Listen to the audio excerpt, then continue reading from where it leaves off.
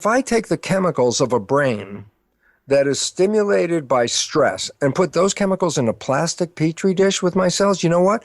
The cells stop growing and they begin to die. You know what? There's an old saying called fear kills. And I go, yep, there's a biology for that.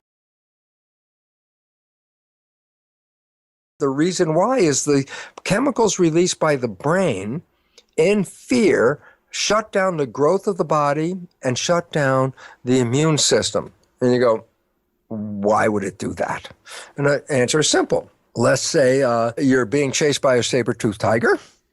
And I say, you have, here's the amount of energy in your body, 100%. I say, how much of that 100% do you want to allocate to run away from that saber-toothed tiger? 100%. I go, yeah, so what does that mean? Well, I say, well, the body was using energy for things like growth. And you say, well, I'm an adult. This is very important. I go, yeah, but guess what? Your body's made out of about 50 trillion cells. And every day, your body loses hundreds of billions with a B, hundreds of billions of cells. Normal attrition die. Red cells are dying by billions. But by the second, you're losing billions of cells. I say, important point. How can I stay alive if I don't replace the cells? I say, then it says you have stem cells, and they're the equivalent of embryonic cells. So every day while you're losing hundreds of billions of cells, your stem cells are dividing and creating hundreds of billions of replacements. Every day you're growing. So, but what happens is you're being chased by a saber-toothed tiger. You have energy to replace those hundreds of billion cells. And you have a lot of energy, but I say, how much do you want to run away from the tiger? And Lewis, you said, all of it. I go, yeah. So I say, what about growth? I say, stress hormones shut down the growth of the body to conserve energy to run away from the threat. So the moment you're in stress, you stop replacing the body cells. Well, that sounds like a very negative thing. If I need these body cells to live and I'm under stress, I go, but wait, go back to when the system was developed. 100,000 years ago, 200,000, a million years ago. I say, well, what stress did you have? I say, run away from the saber-toothed tiger. That's a big stress. See, but when the system was designed, that long time period ago, I said, well, what are the stresses you have? I said, well, okay, running away from the tiger. I said, does that happen every day, all day? And I go, no, that's an event when it happens. It's rare, but you run away from the tiger. And I say, well, okay, so you escape the tiger. Now what? And I said, well, no more stress. And then I go back into growth again. So stress originally was only used for short intervals, just a short interval. Run away from that tiger, get away, I'm free, I don't have to have stress anymore, and I'm back to growth. Today's world is quite obvious. It's 24/7, 365 stress every day. The world is creating a stressful environment for us. Are you going to keep your job? You're going to have enough money for the food and pay the rent? Are you going to have friends around? Or are you going to lose your friends or whatever? Every day you're in these stress issues. And it's like, guess what?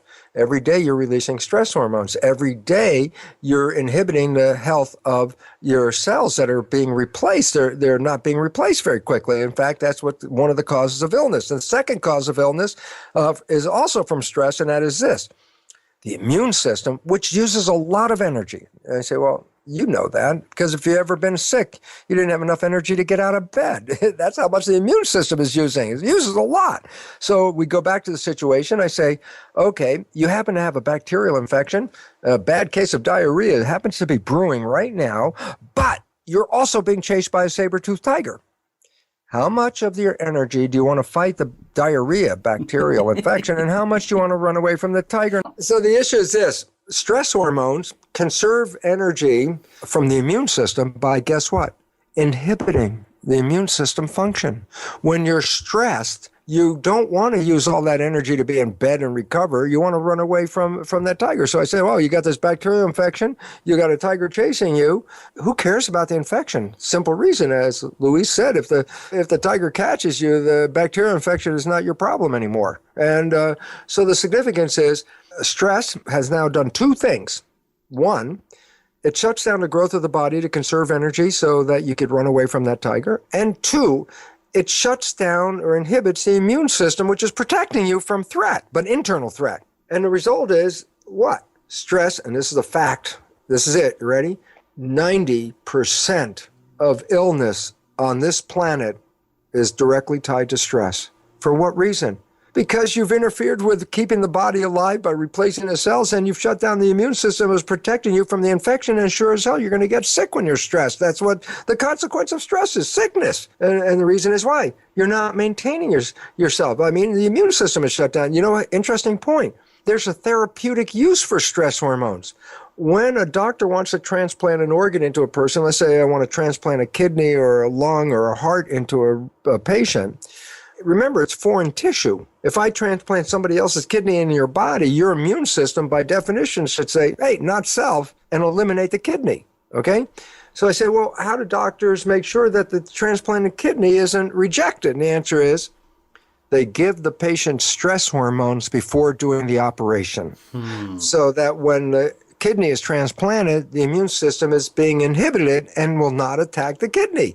So that's how powerful stress hormones are in shutting off your immune system. And I go, yeah, but 90% of the health issues on this problem are from the perception of stress. Whether it's real or not, that's not relevant. It's your perception of it.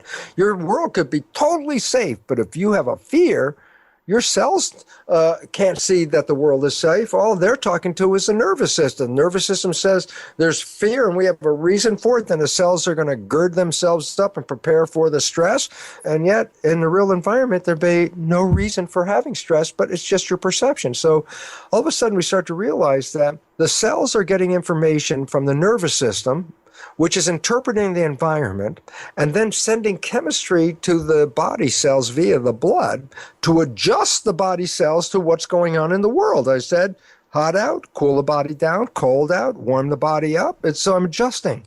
And the point about that is, since the cells don't actually see the outside, they only can gauge their activity by what the nervous system sends. And this is where the biggest problems in life come from, because we generate beliefs and perceptions that may not be accurate and totally false. And yet, once we generate them, they control our chemistry. They control our immune system. They control our biology. And so a false assumption could kill you. And this is really critical because, again, the cells are supposed to be adjusting to the environment, but because they're contained inside the skin, they can only adjust to your perception of the environment, which is releasing chemistry, which is controlling their genetics. And so the issue that we come down to now is let's go to the first conclusion. A, you're not controlled by your genes. The genes are simply blueprints that are controlled by the environment, and in this case of humans, very much influenced by your perception of the environment, separating environment from perception, because our perceptions could be right, but our perceptions could be wrong. To the cells, they just see the perceptions, right or wrong. They're going to read whatever the perception is. So wrong perceptions will mislead your biology and take you away from health. Now we have two problems with stress. It shuts off growth and it shuts off the immune system. There's a third problem, which I call adding more stress. When you are in fight or flight, do you think you use conscious reasoning or reflex behavior? You use reflex behavior. The stress hormones squeeze the blood vessels in the gut, causing the blood to go to the periphery. When the stress hormones come into the body, they also go to the brain, and they squeeze the blood vessels in the front of the brain where consciousness is to push more blood to the back for reflex behavior. That means when you're under stress, you are less intelligent. And for my example, I give you the people of the United States. And the reason is the government knows this. And ever since 9/11, they keep in the media, the newspaper, the television, more stress, and the result is since 9/11, every year, the pharmaceutical companies have made 20% more profit every year in selling drugs. So it's important to realize that stress affects you in many different levels, but all of them result in shutting down your life. It has now been demonstrated that love is the greatest growth signal in the world. For example, Yugoslavia, where they have orphanages, the people could not afford to take care of their children, and they sent them to orphanages. They got food, clothing, the protection of living inside. They got everything they needed to live except love. And about 40% of those children became autistic. What is autism? Is the child is shutting itself off from the world. It's in protection, closing itself down. And all of the parameters of health and intelligence in these children were greatly suppressed. They got everything but love. The issue is, when we are in this direction in protection, we shut off growth, and that's when illness starts. So when we're on this side of the scale, protection leads to disease, and growth leads to wellness. And I said, well, what causes this disease? And the answer is stress.